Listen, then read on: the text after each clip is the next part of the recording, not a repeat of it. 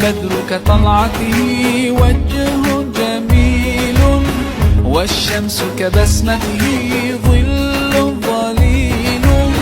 هو عبد الله سيد الخلق ومصطفاه، وحبيب الله خير